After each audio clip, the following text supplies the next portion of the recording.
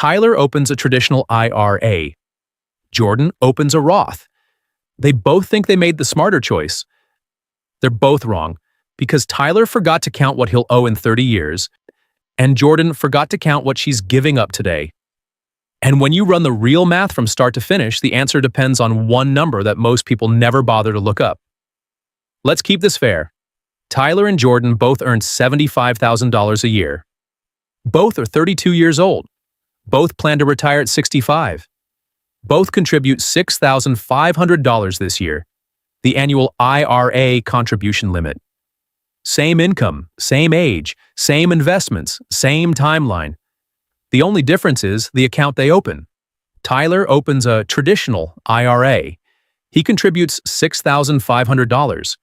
Because he's in the 22% marginal tax bracket, that contribution reduces his taxable income by $6,500.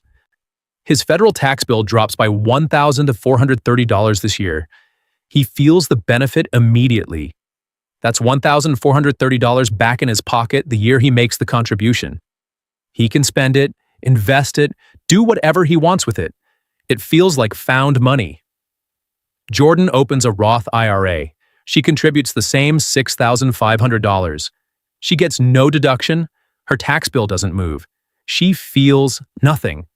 The only difference is that the money going into her account has already been taxed. Tyler is paying $1,430 less to the IRS today.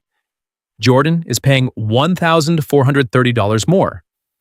On day one, Tyler is ahead by $1,430 in cash in hand. And that pattern repeats every year. Every April, Tyler files his taxes and gets a deduction. Every April, Jordan doesn't. Tyler talks about his tax savings like they're a win. Jordan talks about hers. They get nowhere. Because Tyler's savings are visible and immediate, and Jordan's are theoretical and 30 years away. This is exactly where most people make their decision. They feel the traditional deduction, and they take it. The Roth never quite feels like a win because the win is invisible until retirement. Now let's talk about what's actually happening inside both accounts. Both Tyler and Jordan invest their contributions in a broad stock market index fund, averaging 8% annual returns. Same investments, same returns, same 33 years of compounding from age 32 to age 65. At 65, both accounts are worth approximately $1,100,000. The math is identical because the math doesn't know what kind of IRA it's sitting in. A dollar invested at 8% for 33 years is the same dollar, regardless of the account wrapper. So, Tyler and Jordan both have $1,100,000 when they retire. Except they don't. Tyler has $1,100,000 before taxes. Every dollar he withdraws from his traditional IRA in retirement is taxed as ordinary income. If he's still in the 22% bracket in retirement, which is more common than people assume, he owes approximately $242,000 in taxes over the life of those withdrawals. His real retirement wealth is closer to $858,000. Jordan has $1,100,000 after taxes.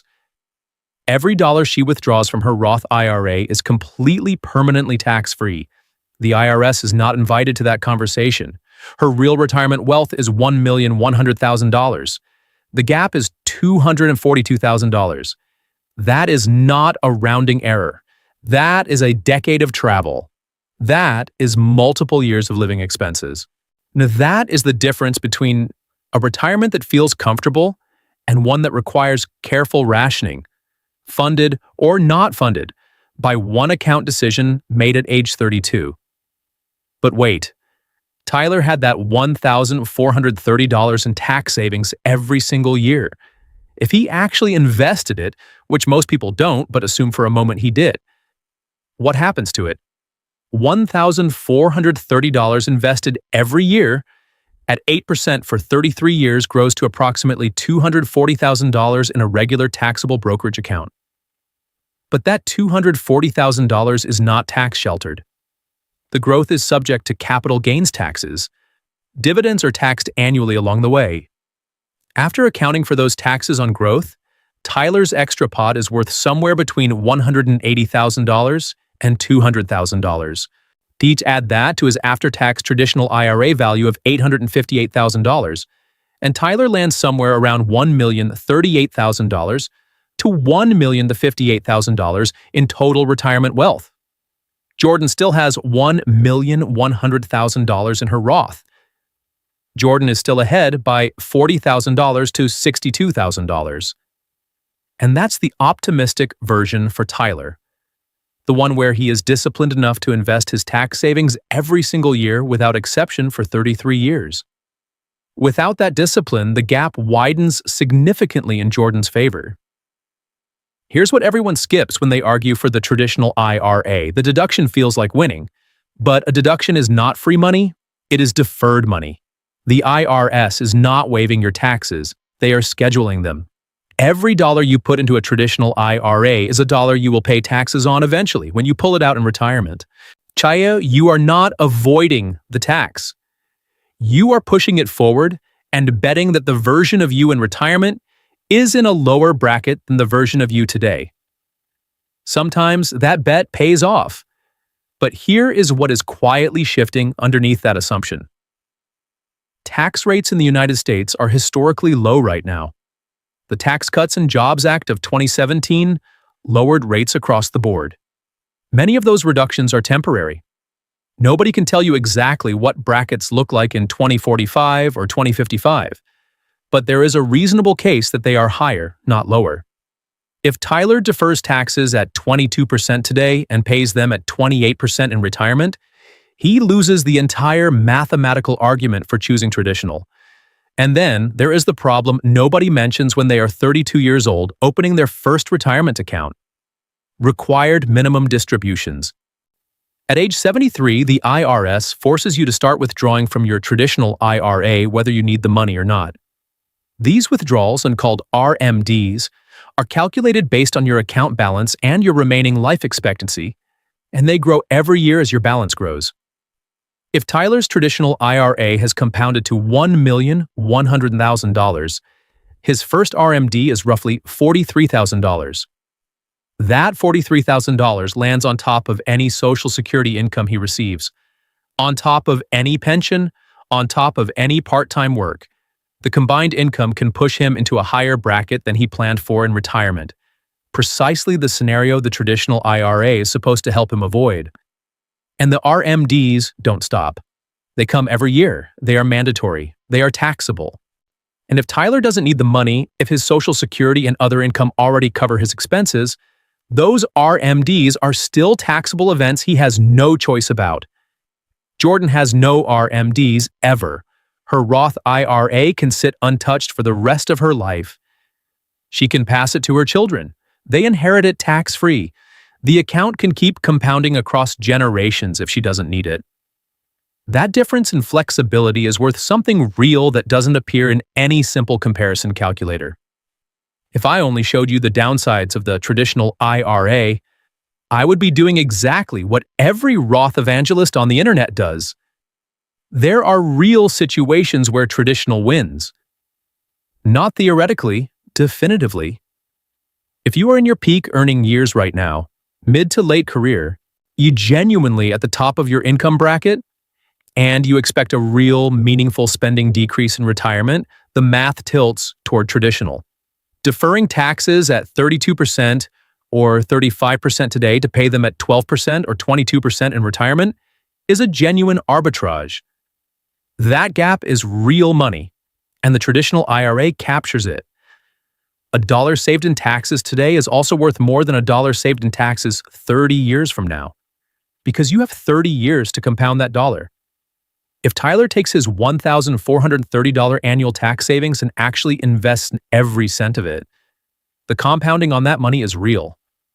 It does not fully close the gap with Jordan in most scenarios, but in a lower future bracket scenario, it can tip the math in Tyler's direction. There is also the income limit problem that the Roth crowd glosses over. In 2024, if you are a single filer earning above $146,000, your ability to contribute to a Roth IRA begins to phase out. Above $161,000, you are locked out entirely. The traditional IRA has no income limit for contributions. For high earners, the Roth is not even on the table without a strategy called the Backdoor Roth, contributing to a non-deductible traditional IRA and then converting it, which works but requires precise execution to avoid unexpected tax bills through something called the pro rata rule. The point is this: the Roth is not automatically better for everyone. It is better for specific people in specific situations. And the most expensive mistake is picking one because it felt right, without identifying which situation you are actually in. So who actually wins? 3 things determine the answer. First, your tax rate now versus your expected tax rate in retirement. If you genuinely believe you will be in a meaningfully lower bracket when you retire, because your income will drop significantly, because you plan to spend modestly, because you expect to draw down slowly, traditional wins.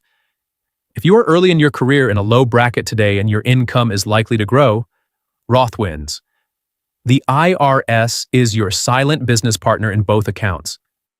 The question is only whether you want them collecting now or later. Second, what you actually do with the tax savings. The mathematical case for traditional only holds if you invest the deduction every year without exception for the entire contribution period.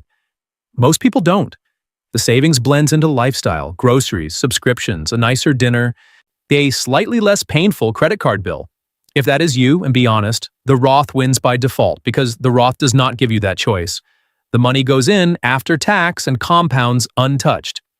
Third, how much flexibility you need before retirement. Roth IRA contributions, not the earnings but the actual dollars you contributed, can be withdrawn at any time for any reason with no penalty and no taxes. If you are in your 30s and your financial situation is not completely locked in, that exit door has real value. The traditional IRA has no such door. Early withdrawals trigger a 10% penalty on top of ordinary income taxes.